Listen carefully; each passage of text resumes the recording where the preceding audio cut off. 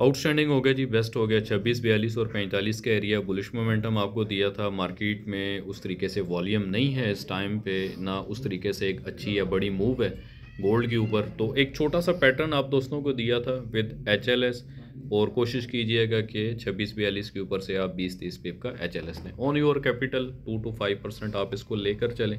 Exactly market की जो movement थी उसी एरिया से, लाइक जो एक रिवर्सल एरिया था राउंड अबाउट तकरीबन 41-42 से मार्केट उठी, और मैक्सिमम जो मार्केट ने एक टॉप अपना हाई किया राउंड अबाउट तकरीबन 26-47.1।